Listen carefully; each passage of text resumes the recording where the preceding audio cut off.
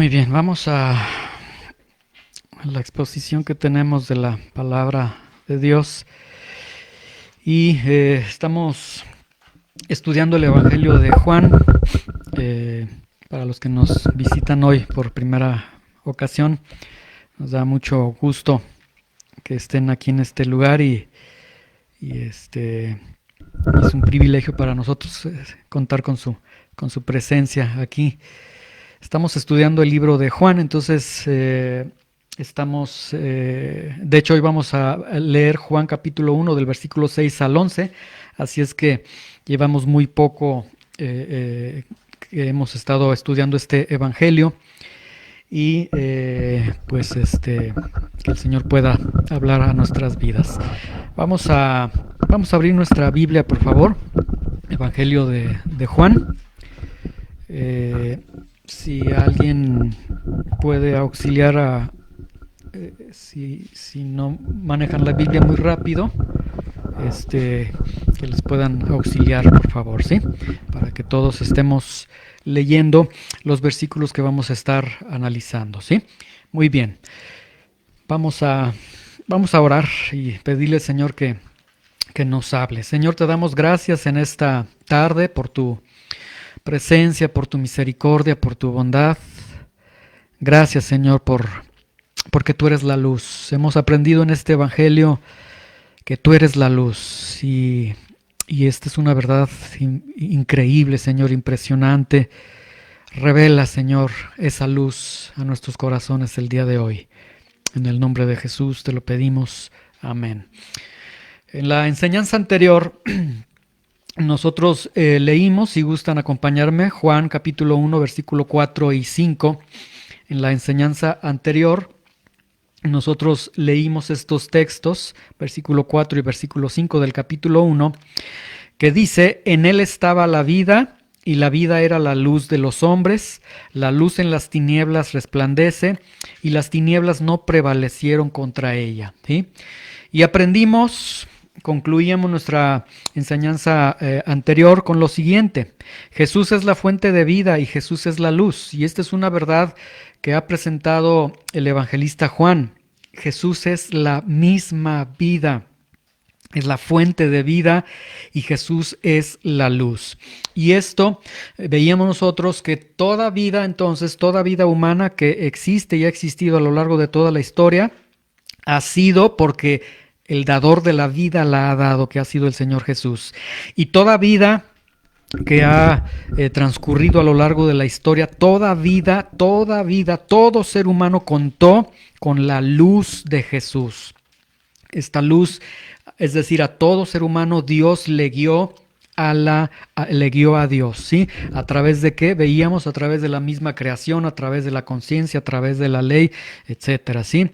Aprendíamos también que el mundo está en tinieblas, ¿sí? Y aprendimos que son tinieblas voluntarias. No es que el mundo ha sido víctima, sino que el mundo amó su pecado y está en tinieblas. Entonces la luz, cuando viene a esta tierra, viene a un mundo en total tinieblas. Vimos también que las tinieblas no prevalecieron contra la luz, lo que significa que las tinieblas, que cuando viene el Señor Jesucristo a esta tierra, este mundo de tinieblas no le abrazó, no le comprendió, no le conoció, ¿sí? ¿Por qué? Porque este mundo de tinieblas estaba ocupado amando su pecado. Vimos también que la luz resplandece en las tinieblas y concluíamos con esta gran verdad. La luz resplandece en las tinieblas y gracias a Dios, porque no hay tinieblas que el Señor Jesucristo no venga y alumbre y resplandezca en esas tinieblas.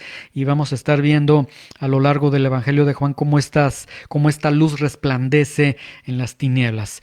En esta ocasión vamos a leer del versículo 6 al versículo 11, ¿sí? Dice: hubo un hombre enviado de Dios, el cual se llamaba Juan. Este vino por testimonio, para que diese testimonio de la luz, a fin de que todos creyesen por él. No era él la luz, sino para que diese testimonio de la luz. Aquella luz verdadera que alumbra a todo hombre venía a este mundo. En el mundo estaba, y el mundo por él fue hecho, pero el mundo no le conoció. A lo suyo vino y los suyos no le recibieron. Y el tema que tenemos para esta ocasión es un tema que suena un tanto feo. El tema significa un recibimiento de odio, que es realmente el recibimiento que nos relata el evangelista Juan, que tiene la luz cuando se encarna y viene a esta tierra, ¿sí? Vamos al versículo 6 entonces para ir entendiendo lo que dicen estos pasajes. Dice, y este versículo 6 obviamente lo dice ya después del versículo 1, 2, 3 y 4 y 5, donde se ha presentado la eternidad del Verbo, la deidad del Verbo, que el Verbo es el creador de todo, toda esta gloria del Verbo se ha presentado. Y ahora en el versículo 6 dice, hubo un hombre enviado de Dios, el cual se llamaba Juan. Ahora, nosotros cuando leamos esto necesitamos entender por lo menos tres aspectos. El primer punto que necesitamos entender es que cada vez que nosotros leamos el Evangelio de Juan, cuando escuchemos la palabra Juan del propio autor del Evangelio de Juan, nunca se refiere a él mismo, siempre se va a referir a Juan el Bautista, ¿sí? Porque es muy modesto el evangelista y él siempre se refiere como el discípulo amado o se refiere como uno que estaba ahí, pero nunca se refiere en propia persona. Entonces, cuando en el Evangelio de Juan nosotros leemos Juan, siempre va a ser referido a Juan el Bautista. Ahora, hay un aspecto muy sorprendente, dice, hubo un hombre enviado de Dios. Un hombre enviado de Dios significa un profeta de Dios, ¿sí? Entonces, Juan el Bautista era un profeta de Dios, lo cual se hace muy sorprendente en el momento en que está ocurriendo esto, porque en el momento que Dios envía a un profeta, habían transcurrido 400 años desde la última vez que el último profeta en el Antiguo Testamento había hablado palabra de Dios. Transcurre este periodo que es conocido como el periodo de silencio, donde Dios deja de hablar precisamente por el pecado de su pueblo y donde Dios ya no les da revelaciones. Entonces, después de 400 años, ellos la única referencia que tienen de los profetas es en el Antiguo Testamento, en los textos del Antiguo Testamento, pero ellos cuando ven a Juan el Bautista y ven que es un profeta de Dios, pues se sorprenden y es una gloria para ellos y están de una manera sorprendidos. El problema es que elevan la figura de Juan a un grado que no deberían de haberlo hecho. Hubo incluso, se derivaron ciertas sectas juaninas o como se puedan llamar, es decir, la figura de Juan fue realmente idolatrada porque entendemos el contexto. 400 años ven un profeta y lo veían como algo extraordinario. Pongan un separador ahí en Juan 1. Vamos al libro de Hechos para ver esta importancia desmedida que tenía Juan el Bautista, para que vean cómo cuando se comparte el evangelio, incluso ellos decían, no, pues nosotros nos quedamos con Juan porque Juan era lo máximo para muchas personas en ese momento. El libro de Hechos, después del Evangelio de Juan, viene el libro de Hechos, el siguiente libro, capítulo 19, versículo 1 al versículo 4. Vamos a leer este aspecto así de una manera indirecta para que veamos la importancia desmedida que le daban a Juan. ¿Listos? ¿Ya lo tienen todos? Hechos capítulo 19:1 dice, aconteció que entre tanto que Apolos estaba en Corinto, Pablo, después de recorrer las regiones superiores, vino a Éfeso y hallando a ciertos discípulos, les dijo, ¿recibieron el Espíritu Santo cuando creyeron? Y ellos le contestaron, ni siquiera hemos oído que hay un Espíritu Santo. Entonces les dice, entonces ¿en qué fueron bautizados? Y ellos contestan, en el bautismo de Juan, ¿sí?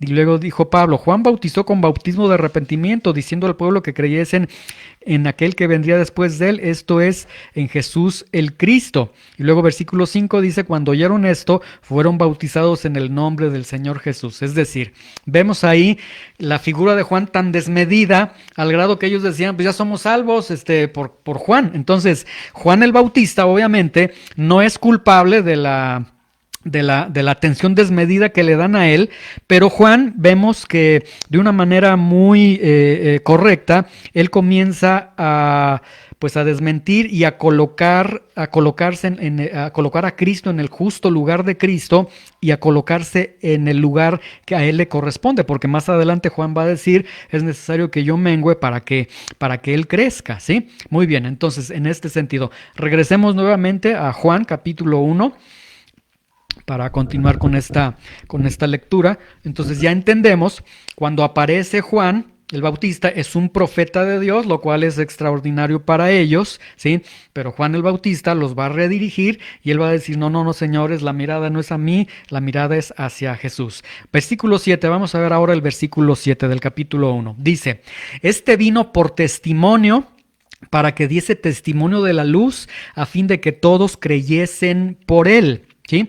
Y aquí tenemos el propósito definido del profeta Juan el Bautista. La finalidad de su vida en esta tierra fue dar testimonio. Ahora, la palabra testimonio que se utiliza aquí se sustrae de la terminología legal, de la terminología judicial del Antiguo Testamento. O sea, el punto es que este vino por testimonio, es decir, él vino para dar evidencias de la luz, ¿sí? El Evangelio de Juan va a presentar al menos 8 líneas de evidencias del Señor Jesucristo. Juan es una de ellas. Juan va a presentar evidencias del Señor. Por eso este Evangelio es muy especial, porque este Evangelio va a presentar las evidencias del Señor, y por eso al final el Evangelio dice, se escribieron muchas cosas, pero con esto es suficiente para que puedan creer en el Señor. Y aquí entonces en este versículo 7 aprendemos algo muy bueno en el ministerio de Juan. El ministerio de Juan era un ministerio que anunciaba a Cristo y que nunca se autoproclamaba hacia él, lo cual sería muy necesario el día de hoy para muchos ministerios que existen, que entiendan que todos los ministerios deben de apuntar a Cristo y no apuntar hacia ellos, ¿sí? Ustedes pueden ver en las redes sociales cómo los ministerios aparecen más las fotos de ellos, los logros de ellos, esto y ello, pero vemos que debe ser que Cristo brille en cada una de las cosas que están haciendo, pero desgraciadamente ellos se toman la atención y vemos que el profeta Juan decía, no, la atención no es para mí, la atención es para el Señor. Ahora vemos el versículo 8, dice, no era él la luz, sino para que diese testimonio de la luz. Y Juan el Bautista comprende, en el versículo 7 vemos que él comprende su propósito en esta vida. Él entiende mi vida tiene un propósito. El propósito de mi vida es ser un testimonio, dar testimonio del Señor Jesús. En el versículo 8 él comprende que él no era la luz. Y de hecho él constantemente les está diciendo, no, yo no soy la luz es el Señor, ¿sí? Dice Juan 5:35, ahí vamos en el mismo libro, adelantito, leemos lo siguiente. Que el mismo Juan, él se precia no como la luz, sino que él se precia como una antorcha. Juan 5:35. ¿Listos? Dice, él era antorcha que ardía y alumbraba. ¿Sí? Entonces, Juan el Bautista, él entiende y él dice, no, yo no soy la luz. De hecho, si hay luz en mí es porque está siendo reflejada la luz. La luz es el Señor, ¿sí? Y en Mateo 11:11, se los leo para que no se muevan.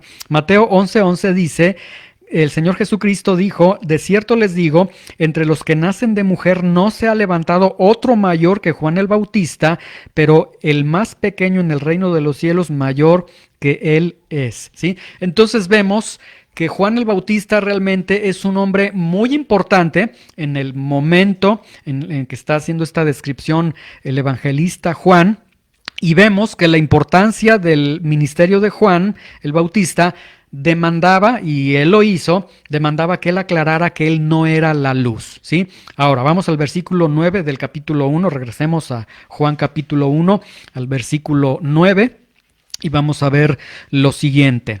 Juan 1:9, ¿listos? Dice, aquella luz verdadera que alumbra a todo hombre venía a este mundo. Y vean, este texto es increíble, es impresionante. Aquella luz verdadera que alumbra a todo hombre venía a este mundo. Les voy a leer la traducción más apegada al original griego. Dice lo siguiente: esta era la luz verdadera que al venir al mundo da luz a todo hombre, ¿sí?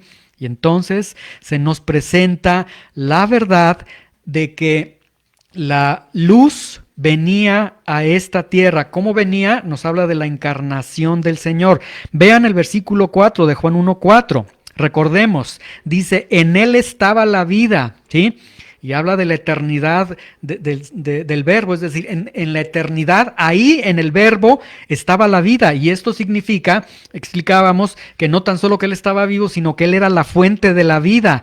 Y luego dice, y la vida era la luz de los hombres, lo que significa que la vida que el verbo da a todo ser humano implica luz para cada uno de los seres humanos. Y por eso veíamos que todo ser humano tiene una conciencia, tiene los elementos necesarios para haber mirado hacia Dios durante su vida, ¿sí? Y entonces vemos estos rayos de luz, explicábamos la creación. Una creación nos dirige a decir, debe existir un creador, la conciencia. ¿Quién nos dijo que era bueno, que era malo? Cuando éramos pequeños hacíamos cosas malas y ¿por qué nos escondíamos? Ya había una conciencia que Dios había puesto en nuestros corazones, una revelación general de Dios, etcétera. Esto ciertamente no produce salvación, pero sí producía y produce en el hombre suficiente luz para guiarnos a Dios, ¿sí? Ahora, el texto dice en el versículo 9 que esta luz verdadera que alumbra a todo hombre, venía a este mundo, ¿sí?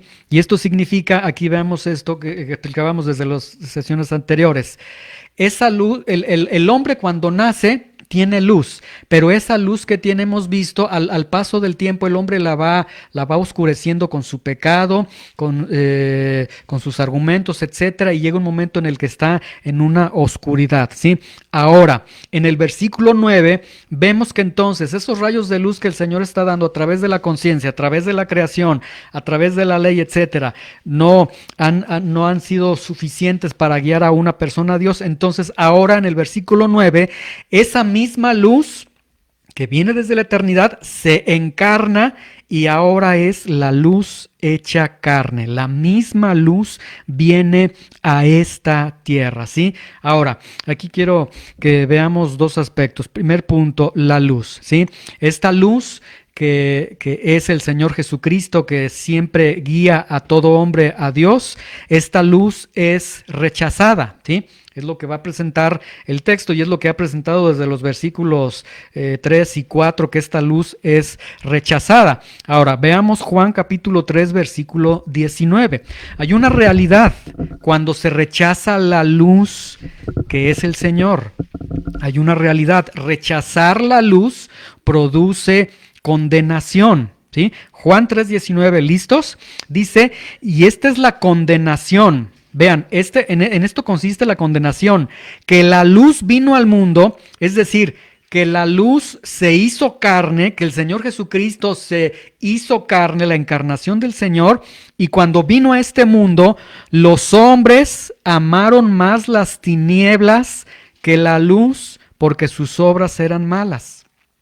Y esto significa, ahora quiero que vean con mucha atención, la luz vino al mundo y los hombres, en términos generales, los hombres, y aquí vean, aquí el evangelista Juan no dice, menos los religiosos, no, todos los hombres amaron más sus pecados y todos los hombres rechazaron la luz. ¿Quiénes rechazaron al Señor Jesús? Pues prácticamente rechazaron todos al Señor, ¿sí? Ahora, siguiente aspecto que quiero que veamos. Vino a este mundo la luz, dice el texto, aquella luz verdadera vino a este mundo, ¿sí?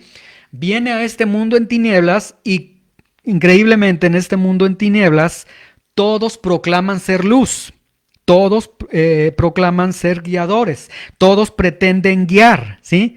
Entonces vean qué ironía, La luz que viene del cielo, el único que conoce a Dios porque ha estado con Dios desde la eternidad y que nos puede mostrar a Dios en la tierra, el único que viene del cielo y que puede mostrar al Señor viene a esta tierra, y sin embargo el hombre le dice, no, estás equivocado, no, yo creo que Dios es así, para mí Dios es esto, yo oro a Dios de esta forma, y múltiples formas en el que el hombre ha creado sus religiones, sus creencias y demás, pero esto es totalmente irónico. Viene la luz, el único que te puede mostrar cómo es Dios, resulta que el hombre le dice, ni necesito a Dios, es más, Dios es así, y yo soy Dios, etcétera, ¿sí? Entonces, qué ironía tan profunda, ¿sí? Juan 1.9, regresemos nuevamente ahí en Juan 1.9.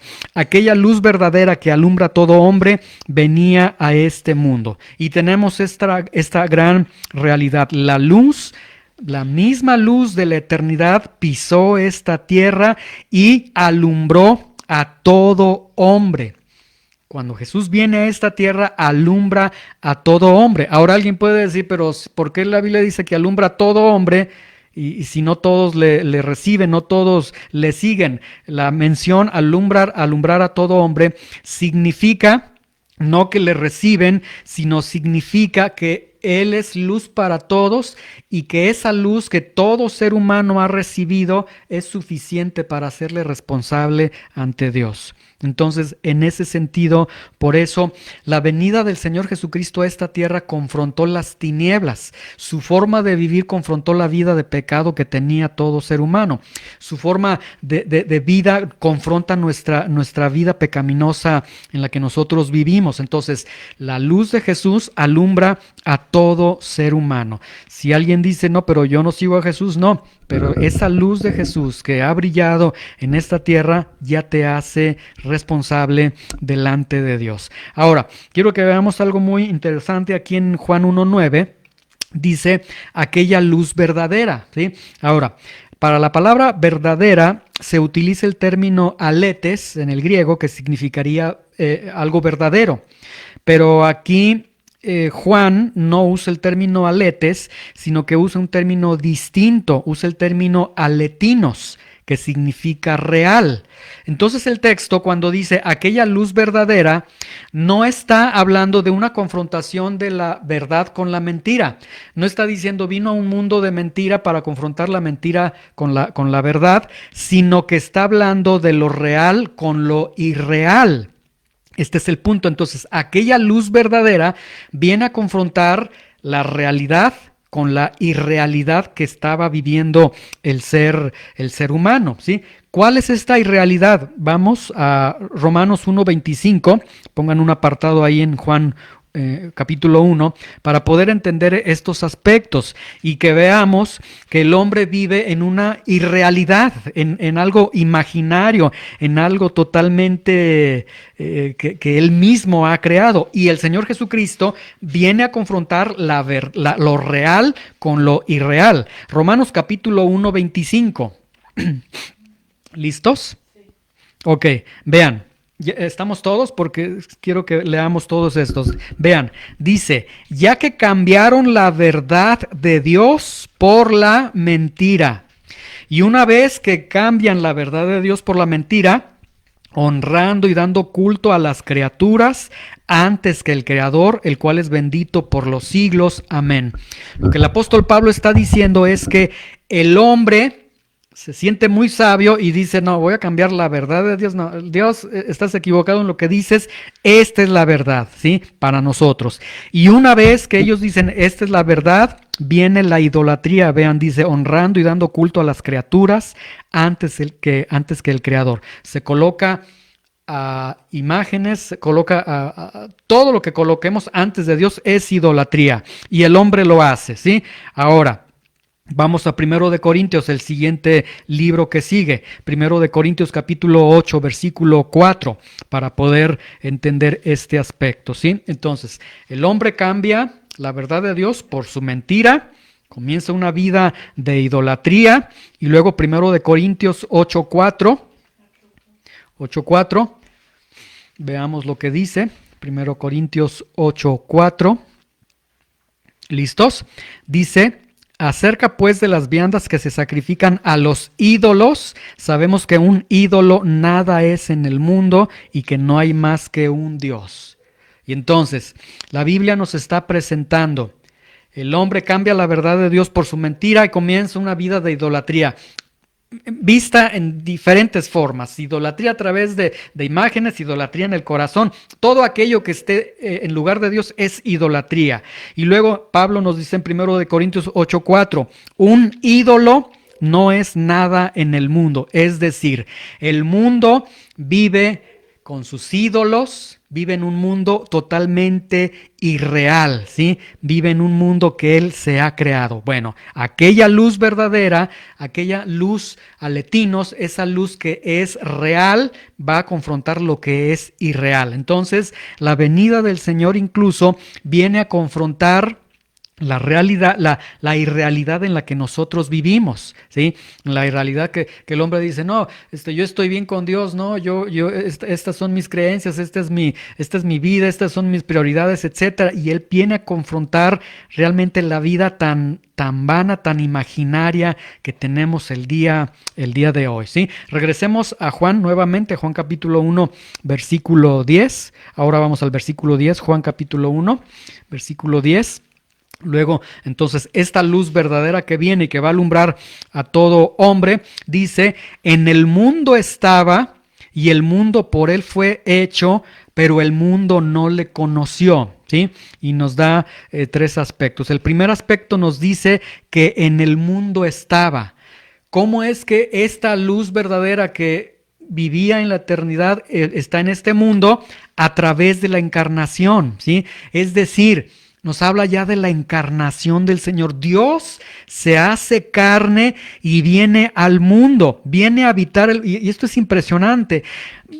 Leamos nuevamente el versículo 4 y el versículo 9, vean, en el versículo 4, en él estaba la vida y la vida era la luz de los hombres. Luego versículo 9, aquella luz verdadera que alumbra a todo hombre venía a este mundo. Y otro versículo dice, él creó todo y por él nada de lo que existe no existiría si él no lo hubiese creado. Él viene a este mundo, entonces Dios se hace hombre, viene a este mundo y él comienza a respirar el aire que él creó, a pisar la tierra que él creó y a habitar con las personas que él mismo creó. Y esto es impresionante. Viene la luz entonces a su propia casa, ¿sí? Luego dice, el mundo fue hecho por él. Y esto significa que el mundo era su creación, era su propiedad. Pero vean al final del versículo 10 que dice, pero el mundo no le conoció. Entonces, es impresionante. Es como si llegas a tu casa, ¿sí? Llegas a tu casa y tratas de ir a tu recámara y resulta que en tu recámara o en tu casa las personas que están ahí ni te saludan, ni te conocen, ni hacen como que no te conocen. Tú dirías, pues, si estoy en mi casa, ¿qué pasa? Pues algo así. Él viene a su casa y no le conocen. Ahora, vamos a Romanos 1:21 para entender este aspecto de que no le conocen. Viene entonces el Creador a su propia creación, a su mundo, y en vez de que el mundo estuviera a sus pies, bendito seas, bienvenido, Señor, etcétera, el mundo que está en tinieblas dice que le recibe con un desconocimiento, no le conoció. Veamos Romanos 1:21 y Romanos 1:22 para entender estos aspectos. ¿Cómo es que el mundo no le conoció? ¿Por qué Juan dice que el mundo no le conoció cuando Pablo dice que el mundo sí le conoció? ¿Listos? Romanos 1:21 y 22 dice, pues habiendo conocido a Dios, ahí está, entonces aquí aparentemente hay una contradicción. Juan dice que no le conoció, pero Pablo nos aclara y nos dice, no. Antes de ese desconocimiento de Juan 1:10, el hombre dice, pues habiendo conocido a Dios, ¿cómo le conocieron? A través de sus conciencias, a través de la creación, a través de esos de eso que Dios dictaminaba al corazón de ellos, etcétera. Pues habiendo conocido a Dios, aquí vemos que todo hombre conoció a Dios, porque dice el Evangelio de Juan que Él era la vida, Él era la luz y que la luz era vida para los hombres. Entonces todo hombre contó con esa luz del Señor por cuanto tiene vida. Ahora, pues habiendo conocido a Dios, no le glorificaron como a Dios, y ahí viene. Entonces, sí había un conocimiento de Dios en ellos, pero ellos decidieron: no te vamos a dar el lugar de Dios a ti, ni le dieron gracias, sino que se envanecieron en sus razonamientos, y sus razonamientos es: Dios dice esto, no, pero yo creo esto, no, ahí la Biblia dice esto, no, pero yo creo esto, y empiezan a formular todas sus ideas, se envanecen en sus razonamientos, y su necio corazón fue oscurecido, entenebrecido.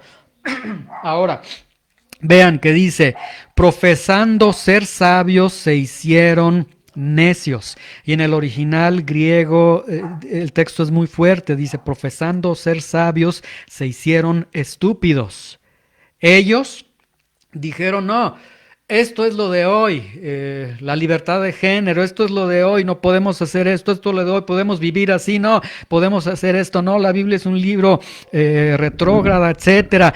Y ellos entonces profesaron ser sabios y se hicieron totalmente tontos, ¿sí? Ahora, el mundo no le conoció. También aquí en este texto de Juan 1:10 tiene la idea, la palabra mundo, cuando se usa en el Nuevo Testamento, liga muchas veces el mundo judío y el mundo gentil. Podemos entender entonces que también se está refiriendo a que el mundo judío, que esperaban a un Mesías, no le conocieron, porque ellos, cuando ven al Señor Jesús, dicen: no, este no es el enviado de Dios, el enviado de Dios va a ser un militar, un poderoso, porque nos va a librar del Imperio Romano y vamos a ser otra vez la nación única, independiente aquí en esta tierra. Y el mundo gentil dijo: esto es locura, la predicación de la cruz es una locura. Entonces el mundo no le conoció. Vamos ahora al versículo 11. Versículo 11 dice: a lo suyo vino, y los suyos no le recibieron. Y esta expresión "a lo suyo" es un modismo, es un hebraísmo que significa "a su casa vino". Entonces el dueño de su casa vino a su casa, la luz viene al mundo, viene a su casa, viene a lo que es de su propiedad, y el recibimiento que tiene es, número 1, de no conocerle, y es un no conocerle voluntario, ya lo explicamos, y no recibirle, no le recibieron. Ahora, el término "lo suyo", aquí habla de lo suyo y los suyos. Lo suyo se refiere más al mundo en general, ¿sí? Y los suyos se refiere de manera específica a su pueblo elegido, a los judíos, básicamente, ¿sí? Ahora, es algo increíblemente triste, porque el judío tienen el Antiguo Testamento de una manera muy consagrada, ¿sí? Yo veía algunos reportajes que hay niños judíos que ya a la edad de 11, 12 años te pueden recitar el Salmo 119 completo, te pueden recitar el libro de Éxodo completo, no versículos, libros completos. Entonces el judío tiene el Antiguo Testamento así, de una manera muy, muy particular. Y el Antiguo Testamento, todo el Antiguo Testamento apuntaba a Cristo. Entonces viene el Señor y resulta que los suyos, los que tienen la ley de Dios, los que tienen la revelación de que vendría el Mesías, no le recibieron, ¿sí? Y esto es muy triste. Y entonces el recibimiento que le dan es un recibimiento totalmente de odio. Llega entonces la luz a esta tierra, se encarna, viene la luz hecha carne, y la respuesta que tiene es: no te conozco, no te recibo, ¿sí?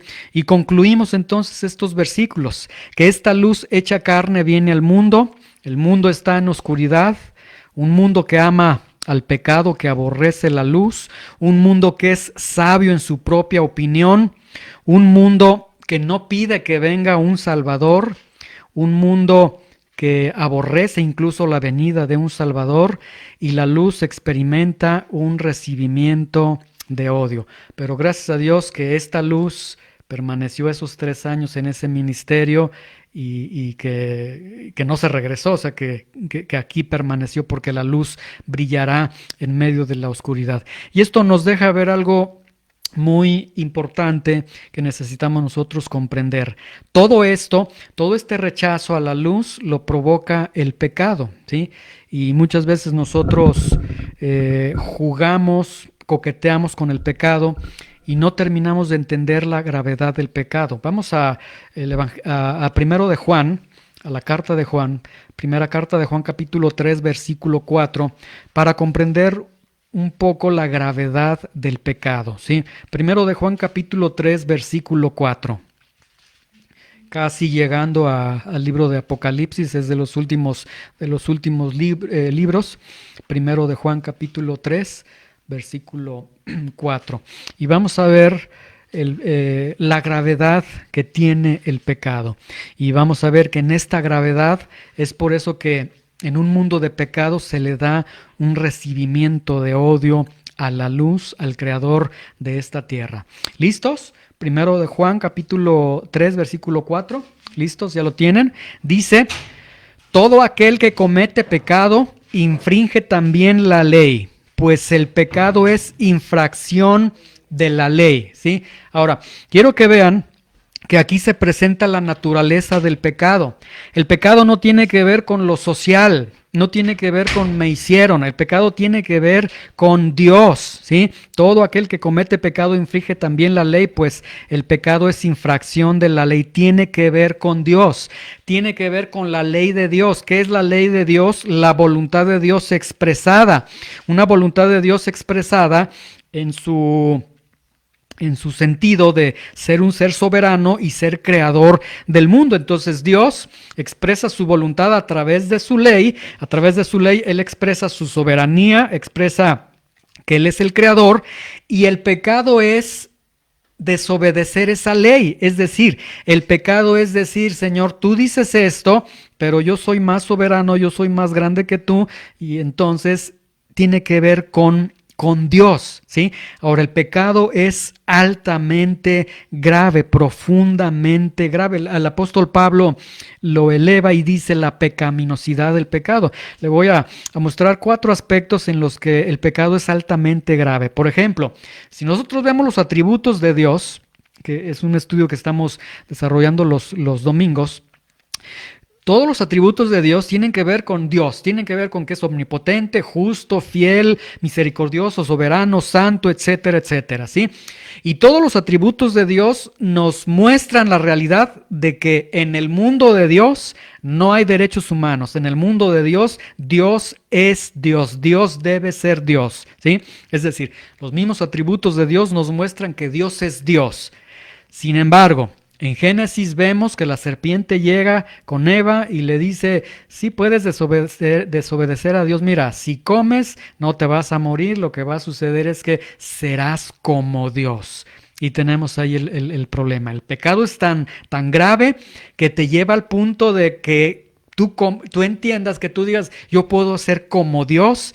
Y lo cual es irónico, no puede ser como Dios en el mundo de Dios. En el mundo de Dios solamente Dios es Dios, ¿sí? La historia bíblica nos muestra también que el pecado es altamente grave. Tenemos el diluvio, tenemos la Torre de Babel, Sodoma y Gomorra, el juicio de Egipto, Ananías y Zafira. Vemos cómo Dios aborrece y actúa en contra del pecado porque el pecado es altamente grave. La escatología también nos deja ver que el pecado es altamente grave porque nos habla de un día de la ira de Dios. De hecho, el libro de Apocalipsis nos habla de que en un momento habrá una reunión mundial de oración en todo el mundo, y esa oración, vamos a Apocalipsis para que la lean, para que vean cómo la Biblia está presentando esta verdad, y dice que en los últimos días habrá una convocatoria a una oración mundial, y esta oración, vean lo que la oración va a estar diciendo. Apocalipsis capítulo 6, versículo 15 al 17, por favor. Apocalipsis 6 del 15 al 17. ¿Listos? último libro de la Biblia, así yo creo que sí, llegamos más rápido a ese libro.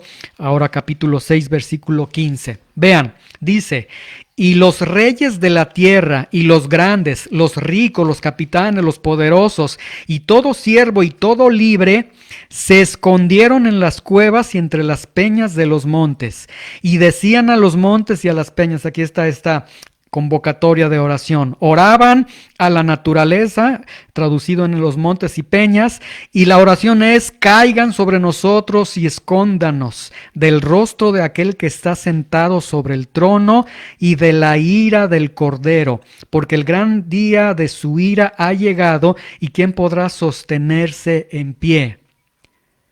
¿Por qué está airado el Cordero? ¿Por qué está airado Dios? ¿Qué lo hace enojar? El pecado. El pecado es altamente grave, ¿sí? Otro aspecto que el pecado nos deja ver que es altamente grave, precisamente el relato que hemos leído, la luz que vino a este mundo, ¿sí? El Verbo, que siempre ha sido luz en la vida humana, se hace carne, viene a este mundo. ¿Y qué sucede con esa luz que se hace carne a este mundo? El mundo lo llevó a la cruz del Calvario. Mataron al Hijo de Dios. Y todavía el hombre dice: yo no soy tan malo, yo no necesito de Dios. Y realmente el hombre, este mundo, no le da una bienvenida y le da más bien un teodio a la luz que viene, ¿sí? Y esta mención de un teodio, alguna ocasión una señora me decía: ay, es que eso que dices es muy duro, no es cierto. ¿Cómo es que odiamos la luz? No, amamos a Jesús. No, la Biblia dice que odiamos al Señor. Vamos a Juan 3, 19 y 20, y con esto vamos a concluir en este domingo. Capítulo 3 de Juan, Evangelio de Juan, capítulo 3, versículo 19 y versículo 20. Y vamos a ver una gran verdad. Cuando viene esta luz, el recibimiento de odio que recibe la luz encarnada en esta tierra. ¿Listos? Juan 3, 19 y 20 dice: y esta es la condenación, que la luz vino al mundo. ¿Cómo vino al mundo? Encarnado, a través de la encarnación. Y los hombres amaron más las tinieblas que la luz, porque sus obras eran malas. La luz viene a un mundo donde los hombres se estaban dedicando a pecar y donde los hombres no eran víctimas del pecado, los hombres amaban sus pecados. Esta es una gran verdad, necesitamos entender que amamos el pecado. Luego versículo 20, porque todo aquel que hace lo malo aborrece la luz. Ahí está, ¿sí? El mundo estaba en pecado, haciendo su maldad, y entonces hacer lo malo es aborrecer la luz. Viene la luz y el mundo, en vez de decirle: necesito de ti, ayúdame, la luz le dijo: te odiamos, luz, que no estés aquí. Y dice: aborrece la luz y no viene a la luz para que sus obras no sean reprendidas.